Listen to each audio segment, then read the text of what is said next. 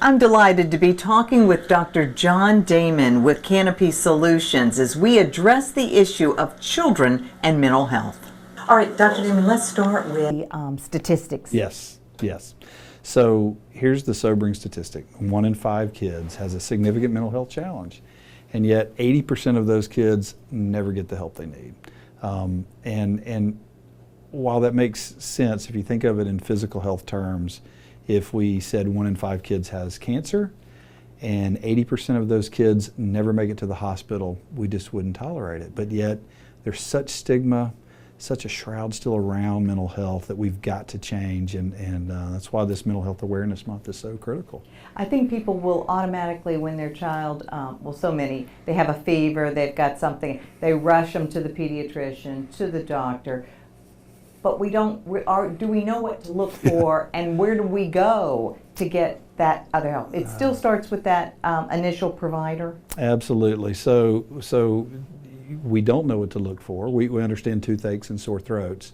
We don't always get when my child's behavior has changed in some way. They're not acting the same. They're not sleeping or eating the same. They've lost interest in things they used to love to do. They had a change in friends. They're having some crying spells or feelings of helplessness or hopelessness. We think, oh, they'll grow out of it. They'll move on, and we kind of ignore and see. But if this persists for a few weeks, we really need to take action and know, okay. And then the question of where do we go? The first thing we always need to do is take your child to the pediatrician. That's because you got to rule out, is there anything physical that might be contributing to the change of behavior, right?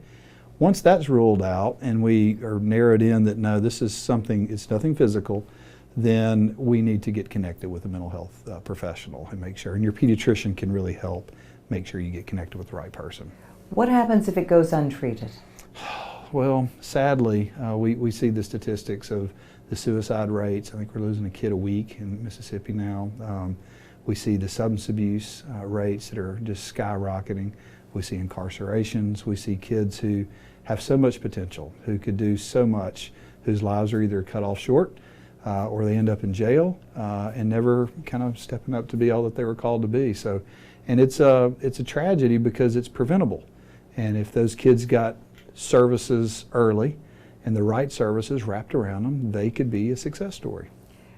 Are we more aware now that we have seen over the decade, more than a decade, like the school shootings? I mean, we obviously are seeing kids who are mentally unstable. Something has happened. That's right. The bullying, the social media, texting, and all of that.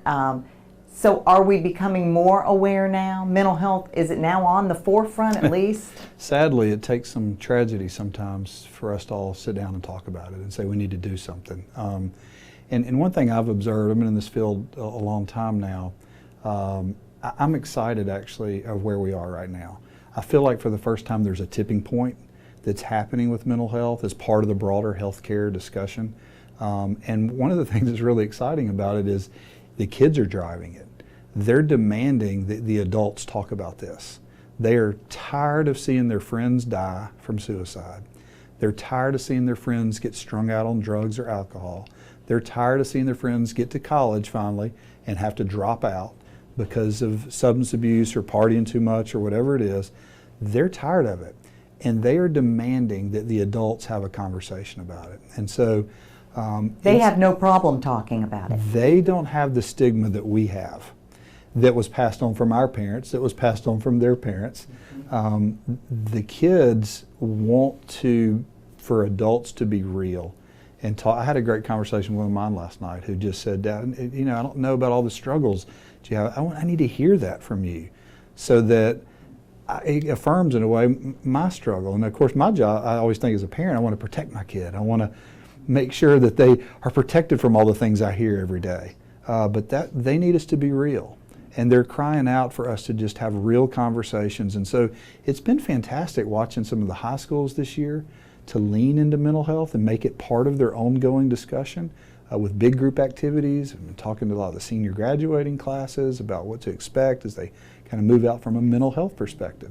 You've got the Institutions for Higher Learning, all the colleges and universities who got together and said, hey, Commissioner, we want you to come out. This is a primary issue on our campuses. We need to develop strong mental health plans on our campuses. We're tired of it. We see the platforms from Mississippi. We see others who are demanding that there's a conversation about mental health that I've never seen before. So I'm excited about this tipping point, and I want to make sure we're all good stewards of it, and y'all covering this discussion is part of it, that it is time for us to get our heads out of the sand and have honest conversations. And if we want to see our kids be all that they are called to be, we've got to be real and congruent with them and with each other, and don't feel like, because we live in the South, right? Everybody's fine and everybody's great and how are you, and everybody looks great at church as they pull in, but that we missed the fight that they had in the car to get there, and everybody's yelling at each other for being late, and we have to put on this persona that everything's together. And the kids are throwing a flag, going, that's not real. Be real with this. And so it's kind of an exciting time. I like that. I like that they are taking the lead in this and saying, let's do something about it. That is very good. All right, for treatment for various mental illnesses, is it similar to adults where it's possibly a drug treatment as well as psychotherapy, talk therapy? Yes, so there's a lot of similarities, and then of course because of the kids' developmental levels, there's, for example, for little kids, they may have play therapy because they don't have the words to articulate, they don't have the vocabulary to talk about abstract things like feelings. I mean, they don't get the degrees of separation between being frustrated and irritated and angry and livid. They're mad, and that's the only word they have for it. So things like play therapy for a young child, to express themselves. But even with adolescents, how you approach that, I mean, we're used to sitting down and talking. That's what adults do.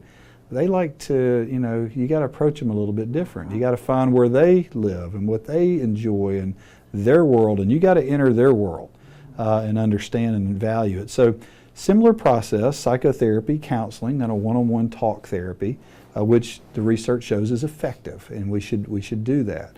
There is medications, right? If most of the research, say for anxiety and depression, medication and talk therapy is about equally effective. In some cases, a combination of the two might be slightly more effective. But with kids, we'd rather talk and not introduce something that we don't completely understand the long-term implications. And then substance abuse treatment, right? There's not really established literature on, say, detoxing for young kids, but we do have social detox because